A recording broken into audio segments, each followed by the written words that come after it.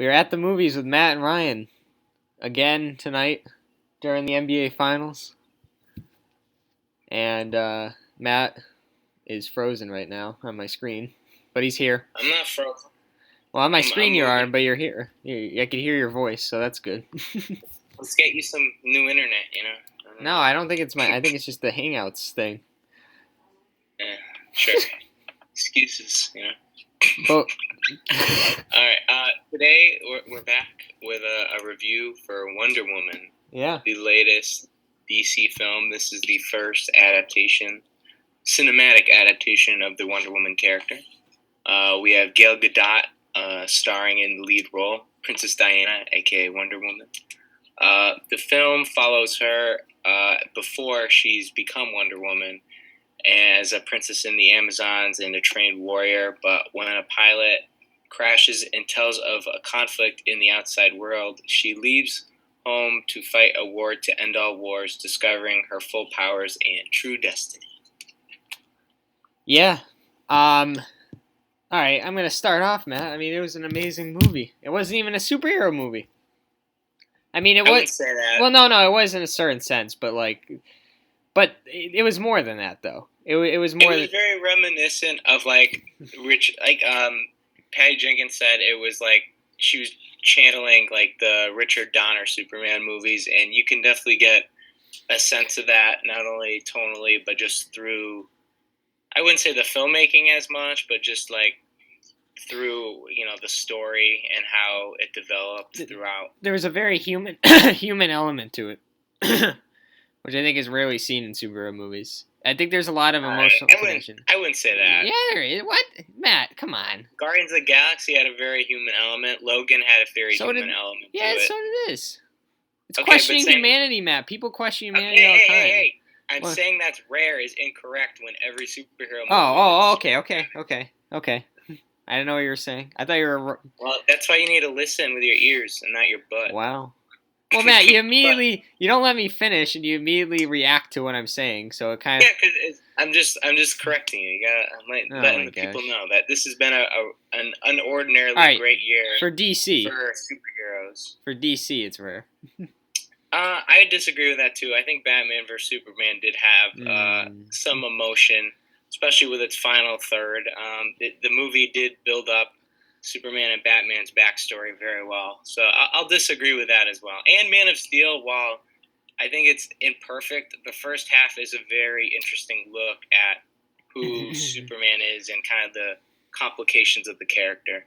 I in general, I don't think DC is, they take big swings. I'll give them credit for that. They aim for the stars. I think they've done a lot of interesting things with their movies. I think their first three movies in their extended universe have kind of been a mess in some aspects, but had some successes and some massive failures in Suicide Squad's case. But here I think Warner Brothers learned their lesson and kind of let their filmmaker and make the movie she wanted to make.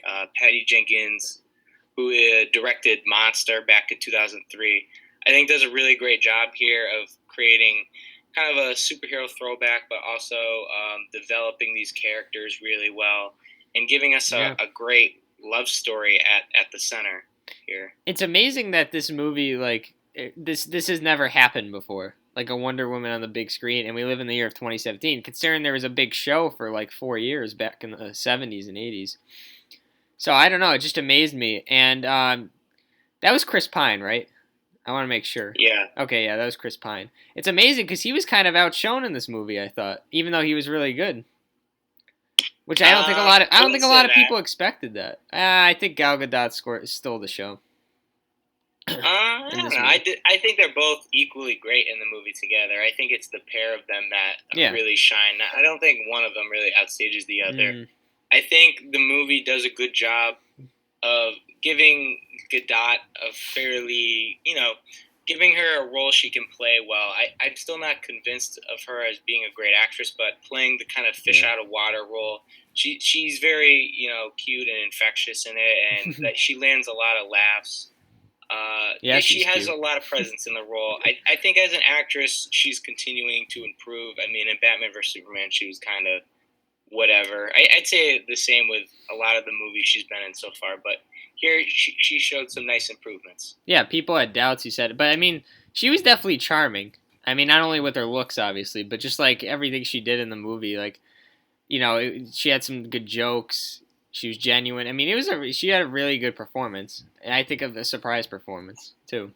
Yeah, I thought she was very good in the movie. The screenplay definitely set her up in a good position. I think her chemistry with Chris Pine was phenomenal, and I think Chris Pine is definitely one of the more underrated actors we have because Yeah, he's shown the potential to be this great movie star and have this instant charisma on screen, but he's also shown the potential of being a lot more interesting, dramatic movies like Hell or High Water, among a yeah. few others. Hell or He's High done a Water. lot of good indie movies.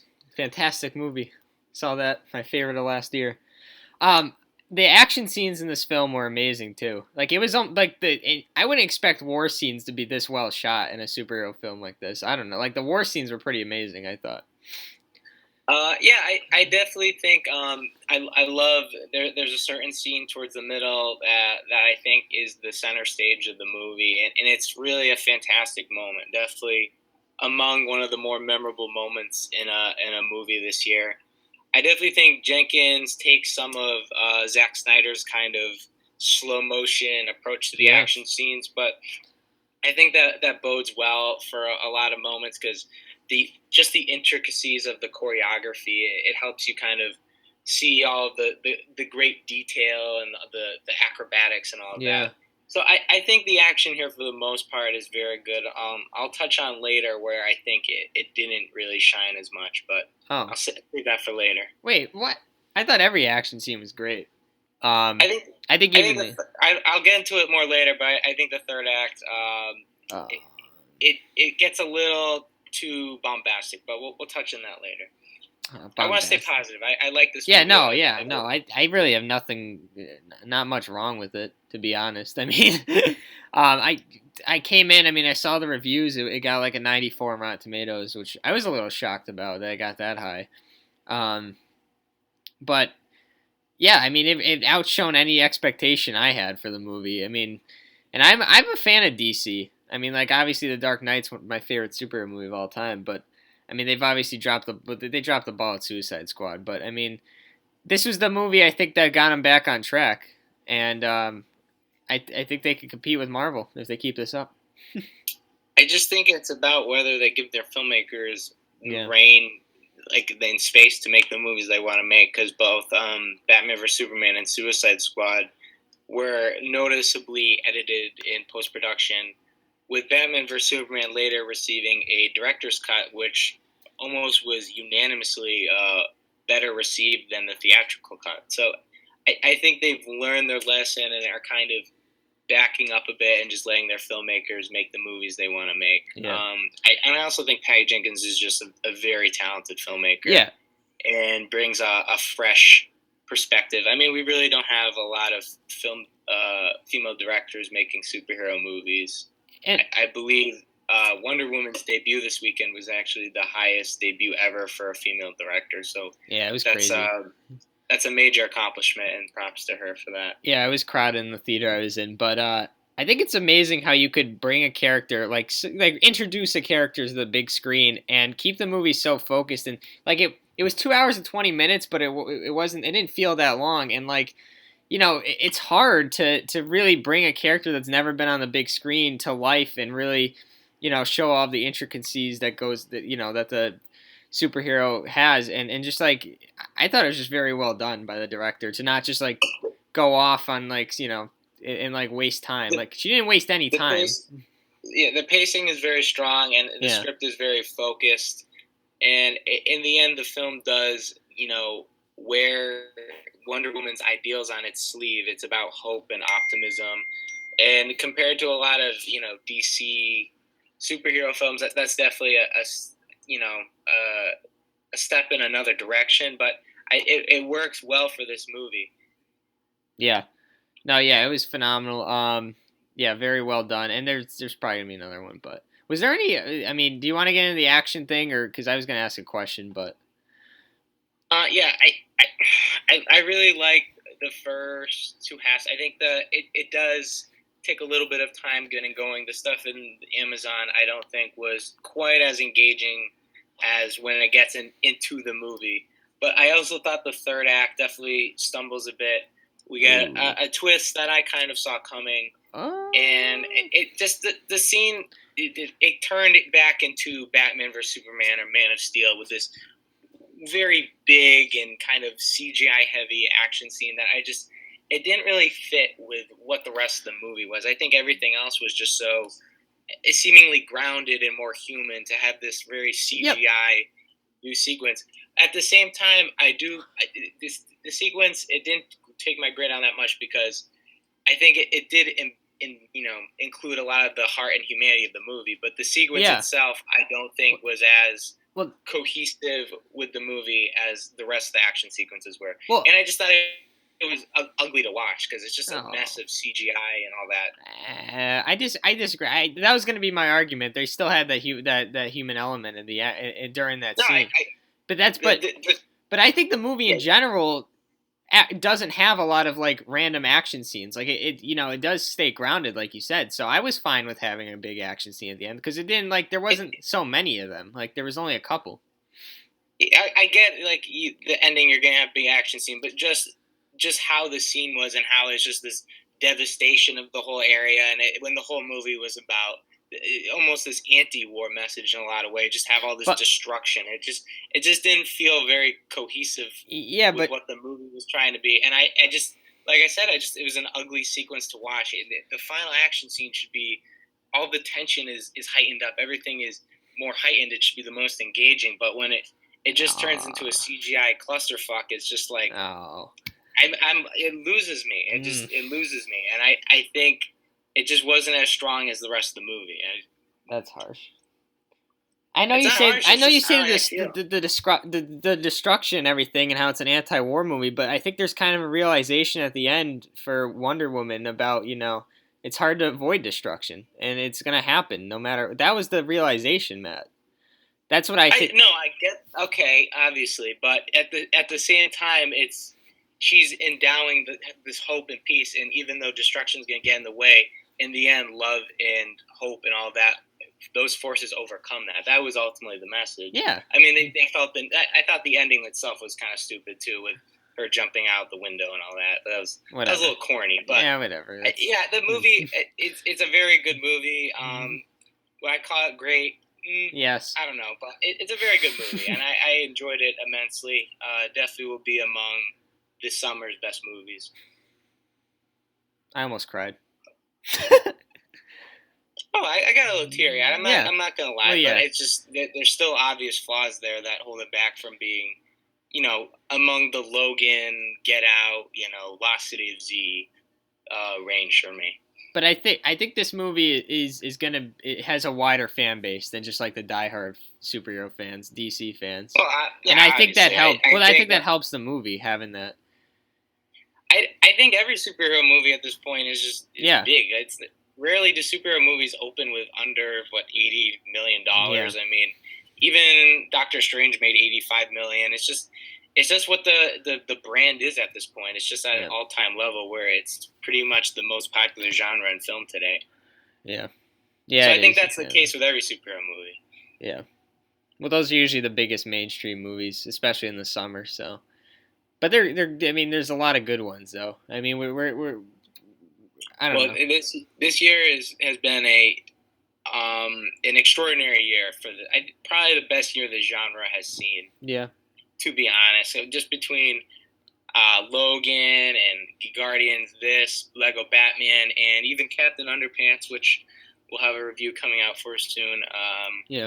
It's been a really, really great year.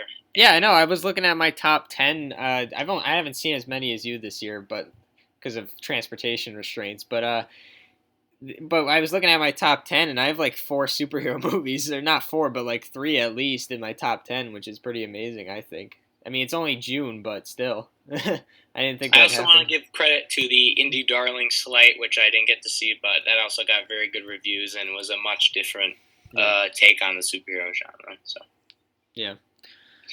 Give him a little shout out. But yeah, it was a very good movie. Do we want to get into ratings? Yeah, I'm gonna give it a 9 out of 10. It's up there. All right, I'm at like I don't know. I'm that this and Guardians. I'm like almost like dead even with it. It's Right. in the 7.5 to 8 range for me. That's just in that area. I like them about the same. I have a hard time picking which one I like better. Yeah, yeah. Guardians was really good. This one exceeded my expectations, and I give that credit too. So I gotta give it a 9. Okay, the generous Ryan. Yeah, that's not. I'm not usually that generous. I'm feeling a little generous tonight. No, it's not generous. That's what I thought, Matt. Gail Gadot gave Ryan a little boner. Oh my gosh, she was hot. I'll say that, but whoever she's married to is lucky. I watch movies for movies, not. Yeah, I know, Matt. No shit, I obviously did too. Oh that's my. Okay. That's all right. Oh my gosh. Sorry, yeah, guys, I like girls. Okay. All right, this is being edited out. No, it's not. This stays in. All right. So let's wrap this up. All right, yeah. I'm gonna. I don't know when Matt's seeing Baywatch, but that's gonna be coming out too. We gotta do a review for that. I'm seeing it. You gotta wait for me. Though. Yeah, I know. I'm gonna forget about it though. So. It's gonna be fresh in my mind, fresh as the bay. All right. Well, that's our review for Wonder Woman. Go Warriors! Go Warriors! Yeah, I'm watching the game now, and it's still close, but yeah. So we're gonna come up by 11 isn't still close, but all right. Whatever. It's not over. We're gonna come out more. We still got a long way for summer, so stay with us. I'll put this up probably tomorrow. So, all right. We'll see you guys. And look out for Captain Underpants review coming out tomorrow. See you guys. Oh yeah, like, share, do whatever. All right, we'll see you.